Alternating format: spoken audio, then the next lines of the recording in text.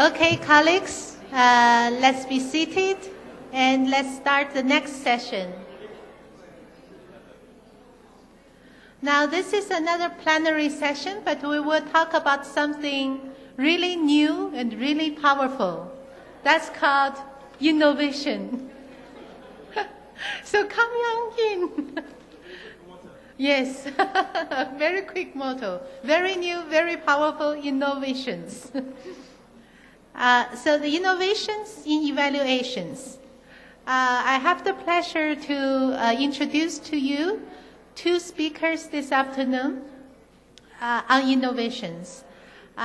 Dr. Thomas Winderl is a former UN staff member and has been working over the past 10 years as a freelance consultant for planning, monitoring, and evaluation, mostly in Asia, in Arab states, and Europe. In addition, he's currently also doing evaluation quality assurance for UN agency.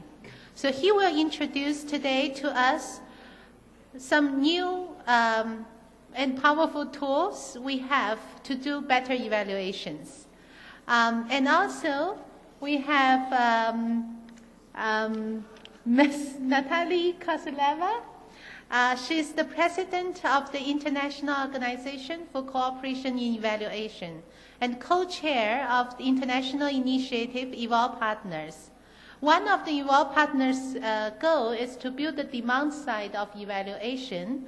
So her presentation today, like many members of the initiative, are looking for innovative approaches to promote evaluation and increase demand for evaluation. So when we talk about innovations, actually, I was also thinking about a few questions that related to that. We wanted to make this plenary session also very interactive and, a dialogue style. So during the presentations, especially maybe when Thomas started presentation, you will also have chance in between to dialogue with him on some questions. And in between the two presentations, we will also give space to do so. Yes, we all know innovations are important, and without them, we can't claim that we are making progress. On the other hand, I was also thinking the question of, yes, innovations are generated, but they are all contextualized in a sense. How to really apply it into various contexts and how to scale up innovations, not leaving it as a standalone thing or just, functioning in certain areas, but benefiting more people, make the new tools, new processes, and new demands really powerful. Those are important questions. And also, when innovation are introduced, how do you actually try to transfer that innovation into your context? What would be the challenges? Can you find ways to overcome them and to really benefit from this innovative world? So those are the questions I have in my mind, and I hope maybe you also can share those questions and think along while you're listening to the presentations. So when you get a chance to this dialogue, then we can already enter into some concrete insights on those questions. So let me first maybe invite Thomas to present. Thank you.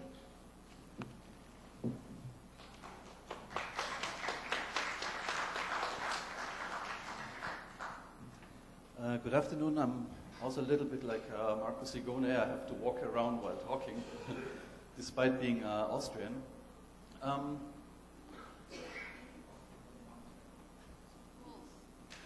Over the past few years, there have been a number of new or innovative approaches and tools that have been added to our toolbox. So toolbox for both commissioning as well as conducting evaluations, as well as for designing monitoring systems. And over the next, Grace, 10, 15 minutes maybe, I would like to discuss with you a very limited number and subjectively selected number of 6 innovations that at least I would consider potentially interesting for our own purpose. I would also like to discuss with you then first to what extent you are actually already using some of these innovations. And if not, if you see a potential to use some of these new innovations in your own context. All right?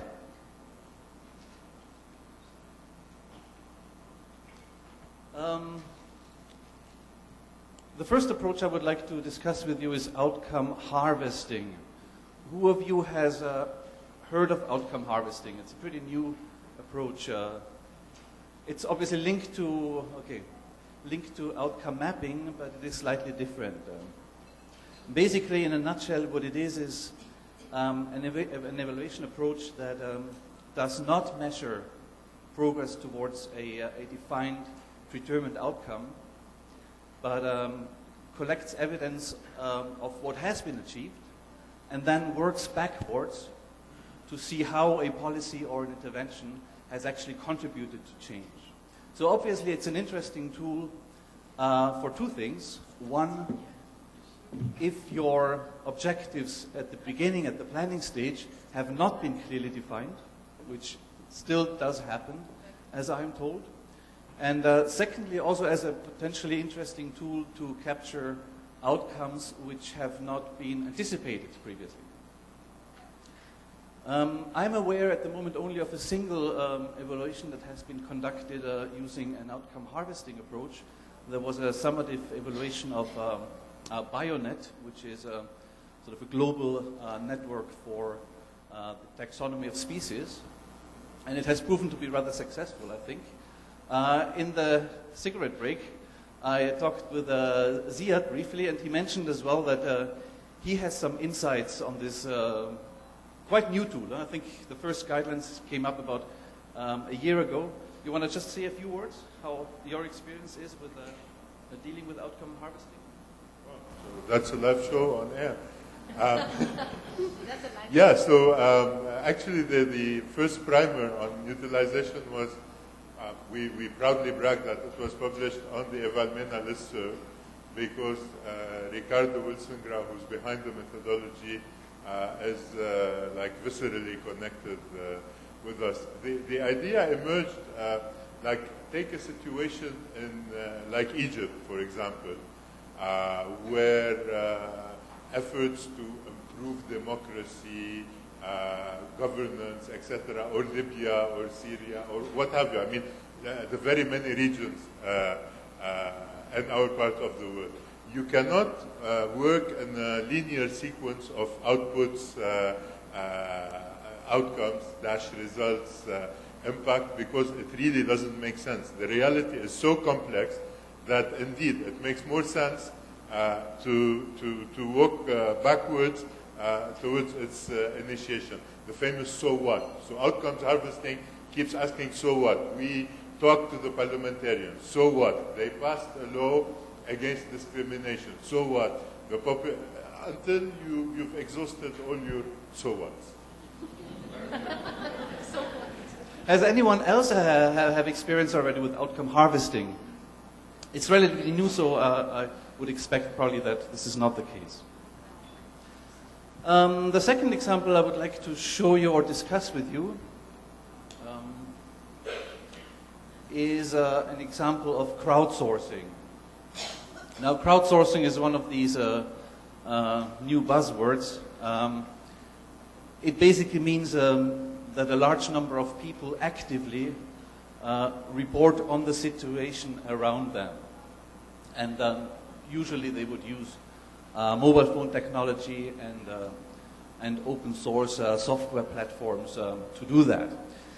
The example I show you here, there are quite a few examples already globally, is an NGO in Kyrgyzstan that uses the web to allow visitors to report incidences of torture in Kyrgyzstan. And you might initially think that this is never going to work, but over the past months, half a year, I think, it has been running. There have been, I think, about 200, 250 reports already logged. What you don't see here really is you can zoom into that map, so you see the disaggregation by region and by town and by city. You can also click on each of those little dots, and you see the narrative report that has been submitted. This is, of course, anonymous, and it's done, that has to be said, I think as well, with the support of the government. It's obviously a sensitive issue. This is also an interesting example because, of course, this example of crowdsourcing is not only done for evaluations. It is an intervention by itself, but holds, I think, a lot of potential for future monitoring as well as for evaluations, because you can do both a quantitative analysis, where is it happening, is it changing over time, as well as a qualitative analysis by looking at the narrative reports that have been submitted. But again, there are many examples of crowdsourcing. Any one of you has an example in mind, or have you used crowdsourcing already in your specific context for evaluations now? I think that has a lot of potential. I also haven't come across an example for evaluations, but sort of my mind is spinning when I just start thinking about the potential use of this tool.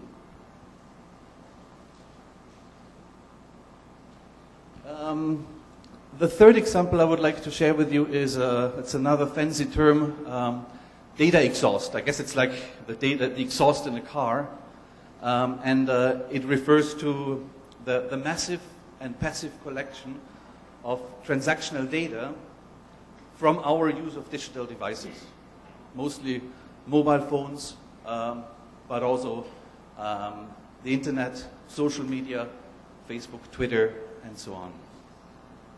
The example I picked here, just for fun in a way, is a publicly available website called Google Trends. And the way it works is that you just type in anything you want, and it will show you how over time, how often users have entered that term. Again, this is a bit of a silly example. I just typed in Bolsa Familia, since we are in Brazil, and what you can see is from 2006 to up to now, it shows you that there obviously has been an increase in how often people are searching for that term. You can also break it down by region then, in the left lower corner. And again, it's one very accessible tool which could, I imagine, potentially be interesting to track, for example, changes in level of awareness or changes in the level of knowledge. Anyone has used sort of an example of data exhaust? It's sort of the up-and-coming thing, it seems.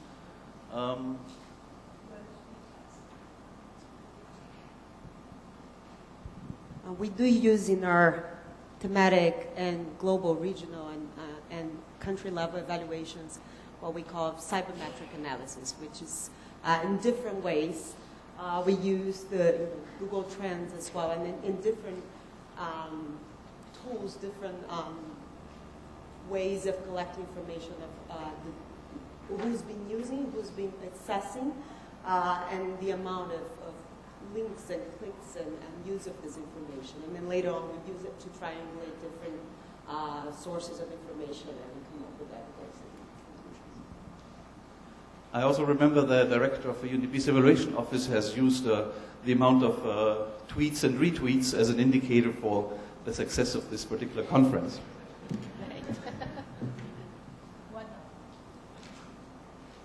All right, the next one is a bit more technical.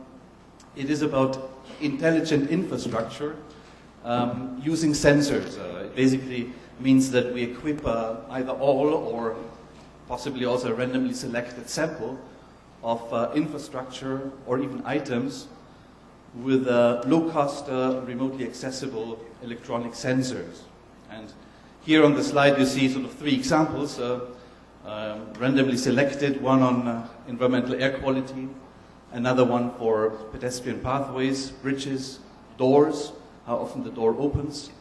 That also can include motion detectors and cameras. And the third one you see here on the right is a sensor for water levels and water quality. If you look at the one in the middle, you see quite nicely that there is a little slot for a SIM card. And basically that's how it works. The SIM card is automatically, in real time, transmitting the information to a remote software platform. And if anyone is interested in buying these devices, at the moment, sort of on the international market, they cost about $500 to $1,000. But I'm pretty sure if they're produced sort of locally, they would become much cheaper. Anyone has experience working with some sort of sensors for monitoring or for evaluations? There's one. Thomas?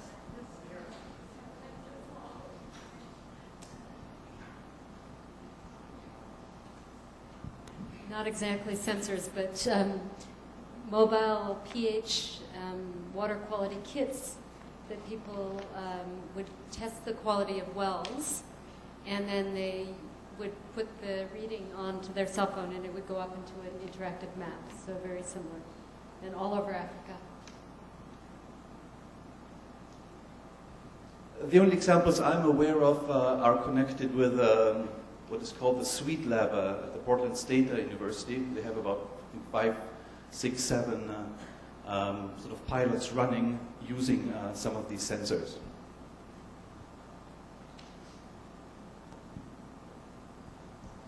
All right, number 5, remote sensing. Remote sensing is basically if we observe or analyze a distant target using information from the electromagnetic spectrum. Many times that's coming from satellites. It can also come from aircrafts. And it can also come from sort of more low-cost devices like or drones. You can hire now civilian drones for monitoring and potentially, I guess, for evaluations. If you look on the internet, there are instructions how to put together a balloon or a kite, equip it with a camera, and use it for your purpose of collecting visual information from the air. The map you see here is just one example. It's based on the hypothesis, which is contested, but there's some evidence for it, that there is a strong correlation between light emissions and economic activities, or changes in income level. And what you see here is a map, obviously, of Europe, and it shows to what extent light emissions have increased or decreased from, I think, 1992 to roughly now, where blue says it has decreased and red says it has increased. I don't want to go into the interpretation of the map, but my point is that there's a lot of potential option out there as well to use remote sensing for whatever we're doing. Anyone has used remote sensing for your work? Not specifically, but I would like to say, I would like to pose a question, whether you would consider, for example, a comprehensive desk review as a form of remote sensing or not, which is something that we do as evaluators.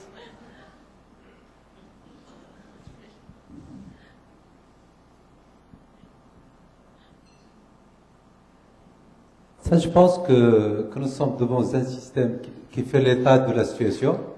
Je vous dis que le Maroc possède... In Morocco, we have an agency that does this remote sensing for the projections of phenomena, of natural phenomena.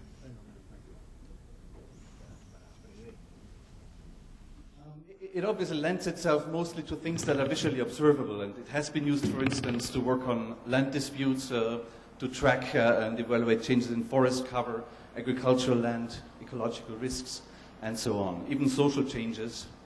Or you might recall the information has been used for analyzing destruction of villages in Myanmar, or I think in Syria recently as well. And finally, and that touches upon quite a bit of the discussions. Question? On remote sensing, or? say remote sensing is done to find out about the production of like agricultural production in India. But I'm not sure how remote sensing is going to help in doing evaluation for a particular scheme in agriculture maybe.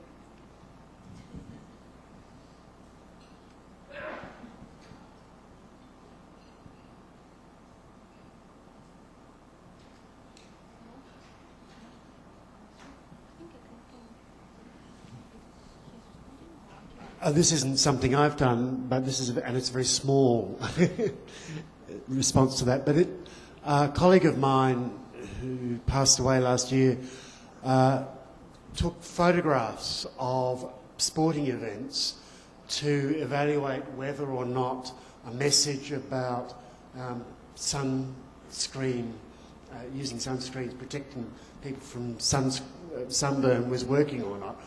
And they compared the photographs they could see how many people had hats and how many people had long sleeves and things. It's a very small scale example, I think, of the same sort of thing that you're talking about. Thank you. I mean, two examples which come to my mind are, one is it has light emissions in that case have been used to sort of triangulate official data about economic growth in sub-Saharan African countries.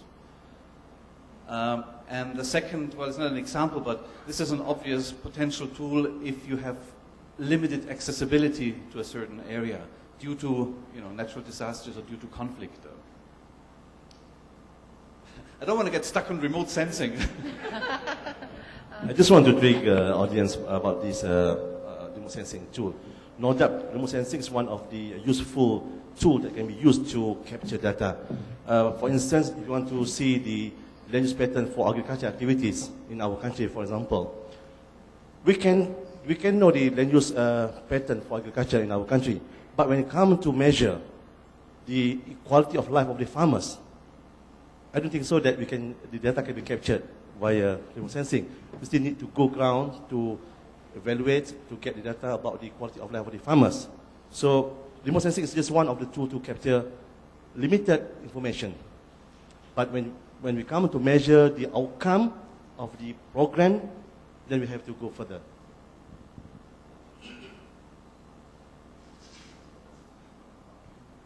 I think your point is very valid, and I'm certainly not arguing that one of these innovations can replace, the other tools we have available. But one could potentially think of adding them to a mix of tools to get a sort of a richer picture.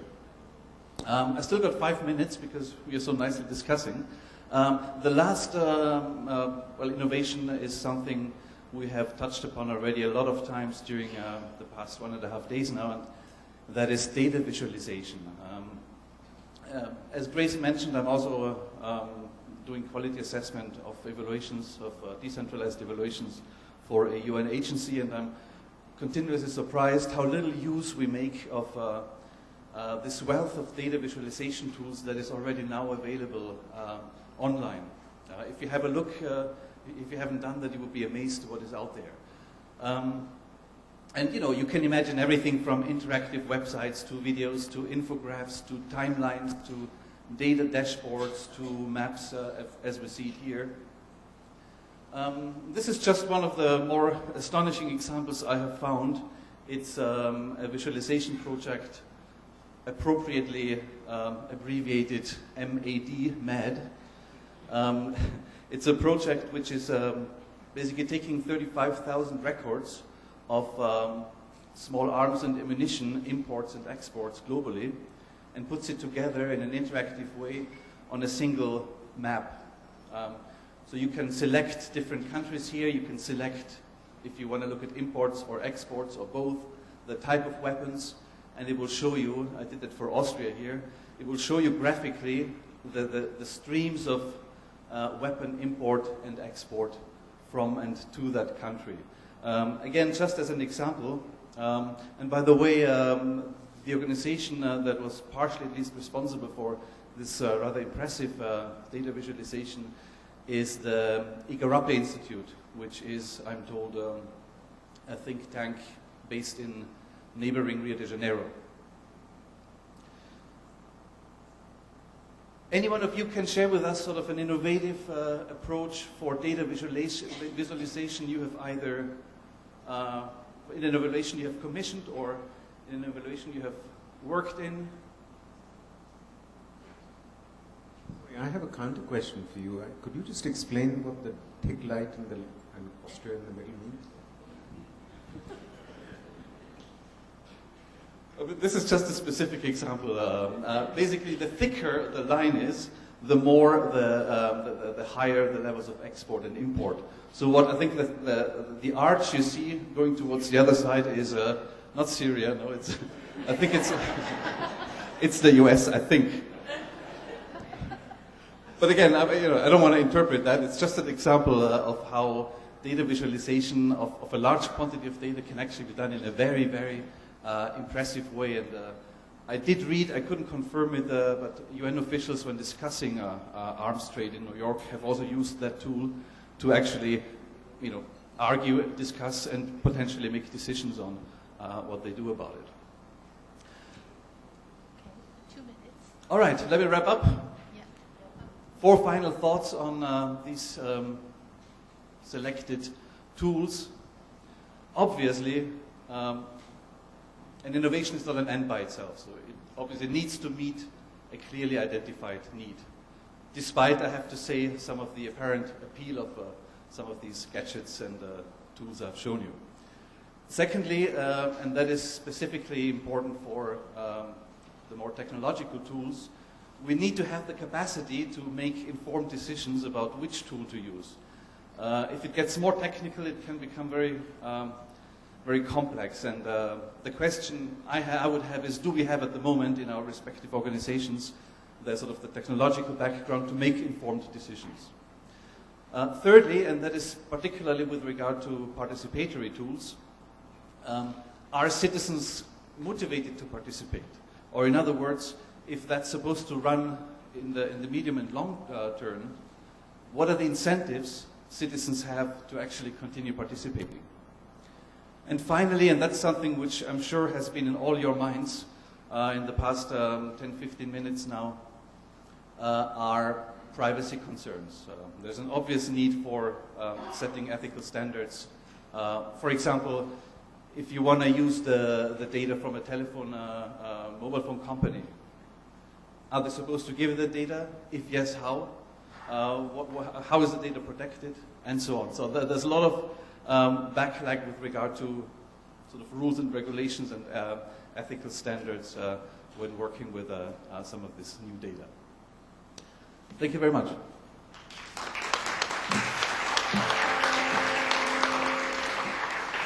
Okay, thank you very much, Thomas. Although Thomas said that he's a consultant, but, he can do a lot of people's work, and that's perfect because, just now it is a dialogue and a lot of questions and examples already have been, given from the participants, so that saves my job to actually ask more questions. But if any of you have, because Thomas did it in a way that one innovation after another. So ask specific questions of your experiences. I would like to pose a question to the floor.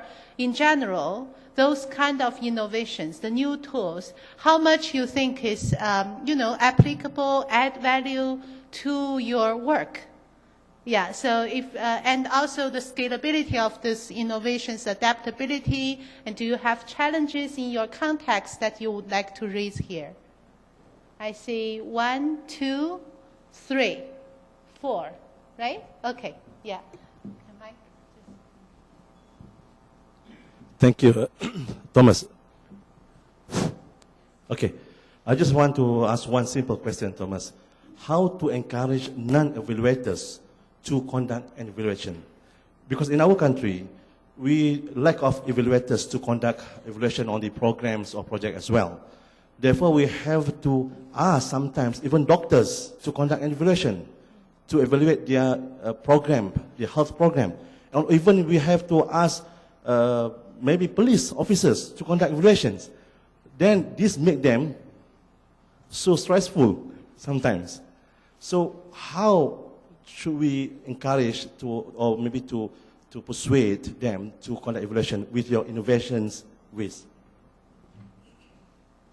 Thank you. Let's collect a round of questions. Who's number 2? I remember there, right? Oh, here. It's very close to the mic. So another mic should go that direction, please. Thank you. First of all, I'm confused about this innovation for evaluation, because what you are talking about is only of data collection. So data collection is only part. This is tools. It's very important to collect data and maybe useful also, like the internet. Internet access to some kind of words can be used to know whether the outbreak of some kind of diseases has happened. Like if at some period too many people hit on the influenza or flu, it's maybe outbreak in that area, something like that. This is my personal perception about what you are talking about. It's not evaluation, it's just data collection.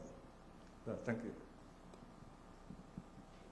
Thank you. And another comment or question? Voilà, merci. J'ai omis de rendre, je dirais, de saluer nos amis des Nations Unies, parce que je suis, depuis 2009, sur un projet type. Depuis 2009, sur un projet type qui est appuyé par les agences des Nations Unies au Maroc et qui porte sur la mise en place d'un système d'information orienté dans un premier temps géographique. System. It will be first of all, at the first stage, a geographical project and then a spatial project.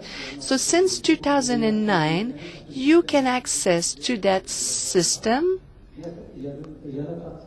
in which you can have, you will see that the geographical and spatial data collection system is still under construction.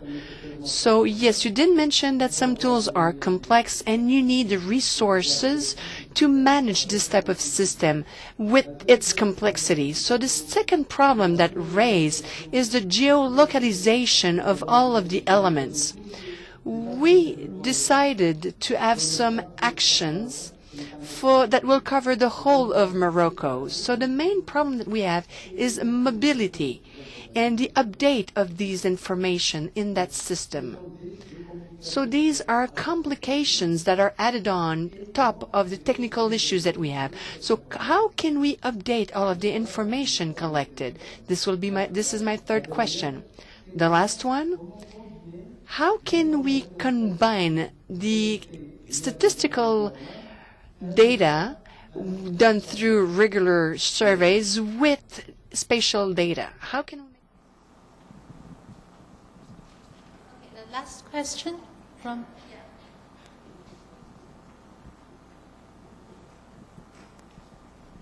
Thank you. So for me, I just want to go back to these so-called small n methods, based on less on technology and more on introspection. You mentioned briefly outcome mapping within outcomes harvesting, but I think we should also give it its place. The added value of outcome mapping is that it demystifies some of the common indicators, like an increased awareness about gender or an improved delivery. And outcome mapping stresses on behavioral changes. So how do you make things differently? So if there's an improved awareness, how is it expressed in observable changes in behavior? And changes in behavior needs to be as observed as other stuff. Unfortunately, they're not captured on remote sensing nor on Google Trends. So we should not forget that, not to underestimate everything else that was said too. Okay, I see another hand, and from a lady there. So just one last question or comments. Yeah. Okay. Looks like Ziad is sitting at the far end of the room, but he's mind reading me a bit. You were asking about the issue of why not use the innovations and so on. So some of them, for example, I'm speaking about myself. Some of them I've heard of previously, and some it's the first time that I hear of them. So I'm not sure about the depth or how sophisticated those techniques have developed, and whether another question that would make me use them, and many of my colleagues, is how far they were tested.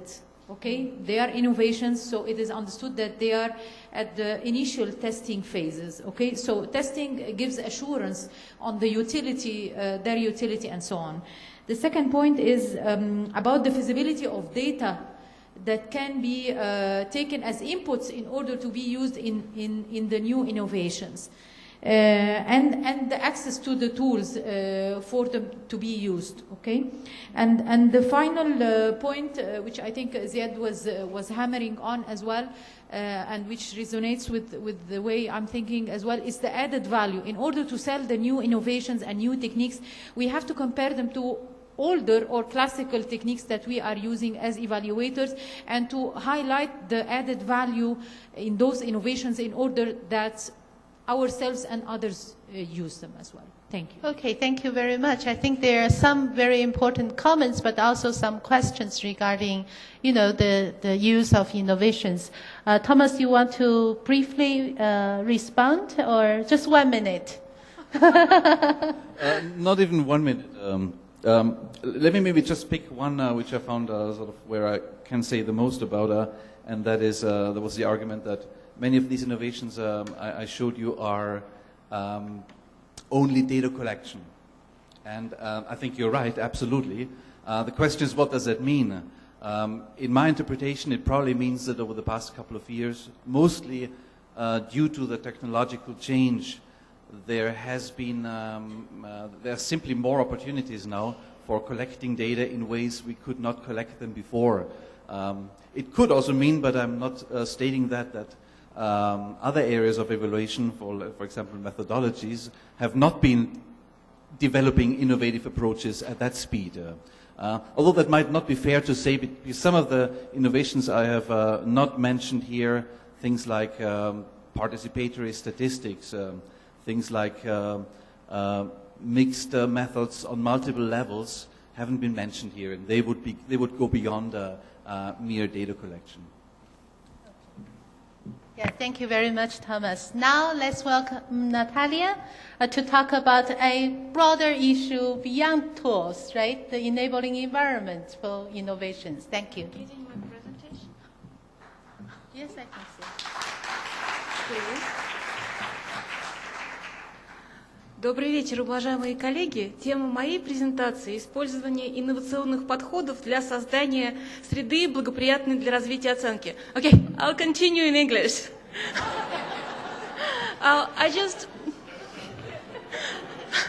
Did they start? Well, I just felt like adding a little bit to linguistic diversity of this conference, because the diversity is the prerequisite of innovation. So, good afternoon, ladies and gentlemen. I'm glad to be here. And the topic of my presentation is innovation in creating enabling environment for evaluation. And I'm from Russia, so we are not that much into dancing. We are more into singing, so especially into chorus singing. So I'm going to practice some of these skills here. So. Why we decided to put together this presentation is because we can create as many innovative approaches in the ways how we do evaluations, but if we don't kind of sell them to people for whom we do them, to our commissioners, then they're kind of lost. So the profession of evaluation is seen as very strong need to creating the enabling environment so the profession can develop and benefit the world, because as John Kinnell said, the evaluation is the call to change the world for the better. And one of the, I think we are now seeing I would say there's very important change in the way the professionals who practice evaluation interact with people whom we used to call stakeholders, but now we more and more see them as our partners, whom we should involve in helping us to practice our profession better and helping us, and helping to make the programs and policies more valuable and better. And one of the innovations I'm seeing, and I would like to be talking today about, is that. Can I just? Okay. Yeah. Do you want me to? Okay. Is that really the evaluation professionals are getting together through national and regional voluntary organization for professional evaluations, but now they feel the need not only to look inside their profession and discuss the methodologies, but also they feel that they need to get together and openly declare what the values that their professional practices is based on. And the example of this innovative approach is the EvalPartners International Forum on Civil Society Evaluation Capacities that took in Chiang Mai last December. And one thing that came out of the forum was Chiang Mai Declaration on Civil Society Working in Partnership for Better Evaluation. And here you see the opening words of the declaration where we said that we, participants of the EvalPartners International Forum on Civil Society Evaluation, are united by a shared commitment to evaluation as an effective instrument for promoting and supporting equitable human development. So another innovation that the EvalPartners have been using to promote the enabling environment for evaluation is the Innovation Challenge. This instrument has been practiced in other fields, but it's actually the first time being applied within the context of evaluation professionals cooperating together. The Innovation Challenge, we launched it in June, and that was really experimental, a very innovative approach for us because we didn't really know what to expect.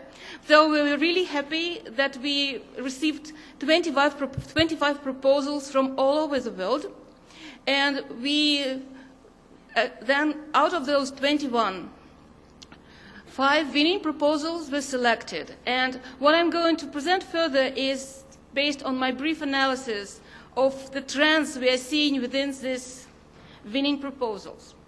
Okay, first kind of approach that is used to build enabling environment is the creation of cross-sectoral, multi-player coalitions of evaluation champions from different works and especially of people working on the demand side.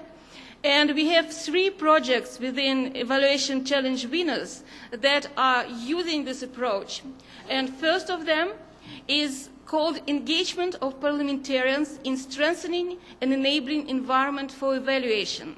And it's really interesting because it's really a broad coalition, because the project was jointly developed by Parliamentarians Forum of South Asia, as well as Community of Evaluations for South Asia, Pakistan Evaluation Network, and European Evaluation Society. So they're coming together to create the platform to engage evaluation champions from the parliaments, from executive governments, from the NGO sector, to develop the strategies to increase the use of evaluation in their national context.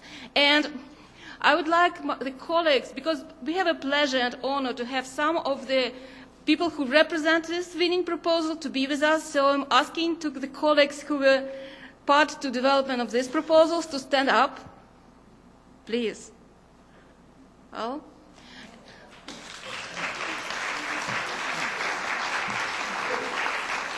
So, thank you very much.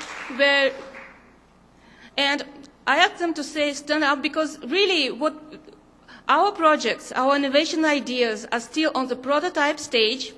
If I use the innovation language, which is used in business, and I'm really encouraging the colleagues who would be interested in the idea to learn more and maybe to invest your time and energy into developing these ideas, to approach these colleagues and talk to them in the course. The next project that also falls on the category of coalition building is the project that was developed, well, sorry Marie if I do it wrong, it's Réseau francophone de l'évolution and Organisation internationale de la francophonie, and they're going to use the conference of Organisation internationale de la francophonie to look for champion the ideas of evaluation use in all kinds of settings. And I would like the colleagues who has developed this project also to stand up and identify themselves. So if you're interested in this, please join them.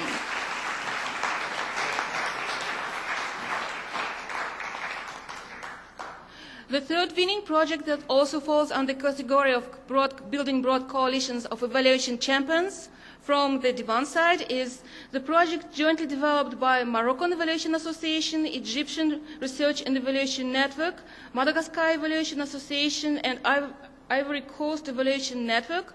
And actually they are going to build on the experience of Morocco that was able to put the requirement to evaluate government programs into the constitution. So and they're going to build on this experience and introduce this experience in their countries.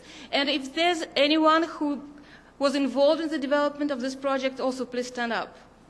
Oh, yeah, I guess no one. Doha? Yeah.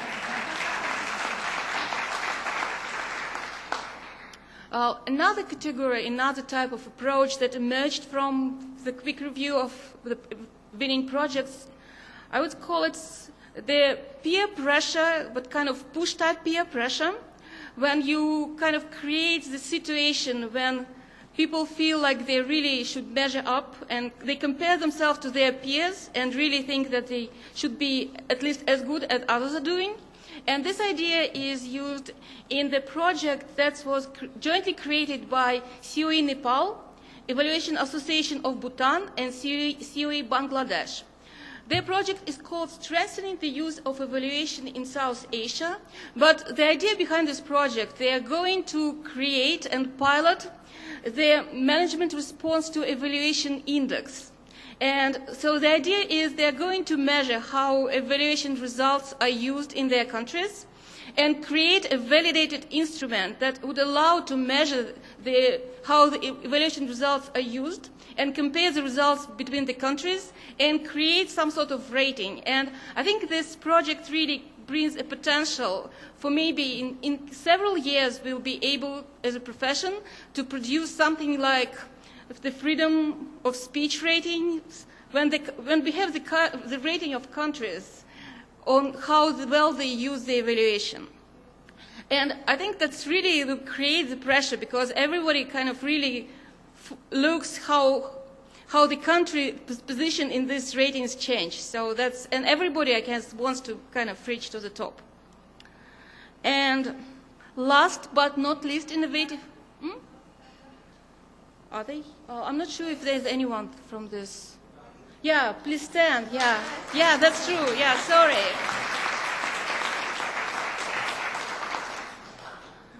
And so if you're interested to join with them and invest your energy and time in this project, you're more than welcome.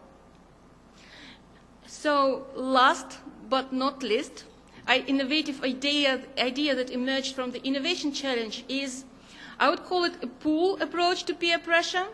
And the project, it's really a broad coalition which involves African Evaluation Association, European Evaluation Society, RELAC, Australasian Evaluation Society, Canadian Evaluation Society, and Sri Lanka Evaluation Association. So the colleagues came up with the idea that it's really what we need is to have inspiring examples of successful use of evaluation results. So the project is called Learning from Evaluations That Have Made a Difference. And the idea really to collect this evidence and tell the stories to inspire the colleagues to follow the same way and use this information. And please, the colleagues who have been involved in the development, stand up. Marta? Okay. And really, the colleagues who developed this project asked me to encourage you to join their forces with them, because they will be looking for examples. So if you knew some stories, examples of evaluation that made a difference, please join with them and put your energy into that. Okay, these are the innovative approaches that have emerged from the Innovation Challenge. Yeah, I'm done pretty much. So now I'm ready to open the floor to the questions, and you're welcome to address them not just to me, but to colleagues who came up with these innovative ideas.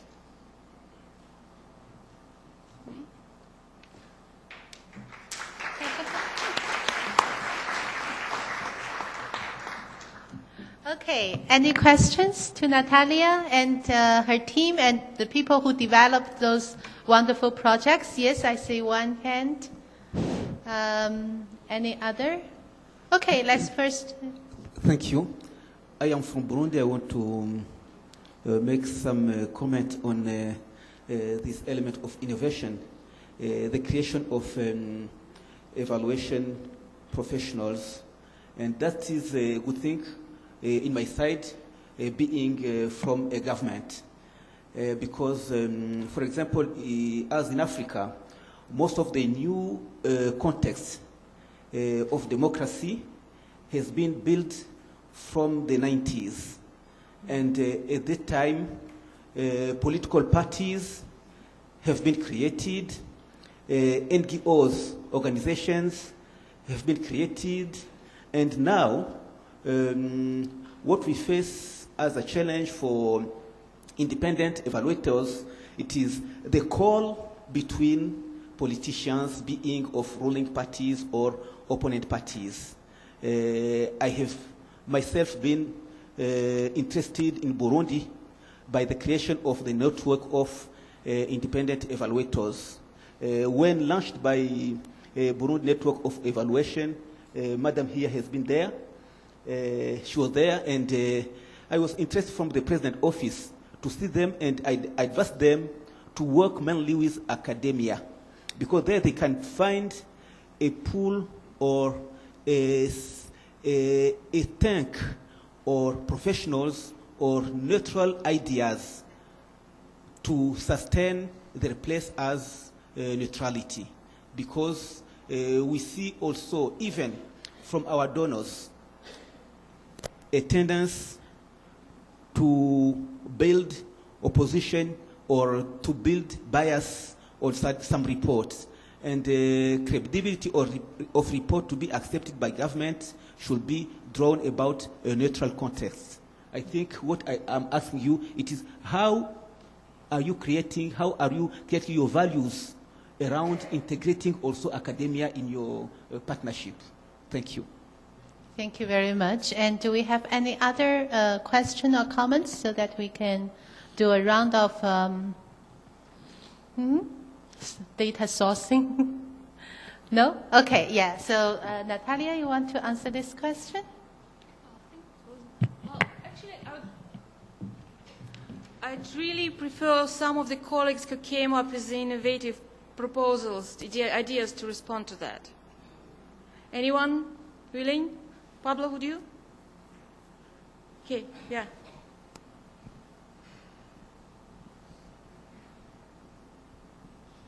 Okay, in our case, as Natalia mentioned, the title of our project was Evaluations that Make a Difference, Stories from Around the World.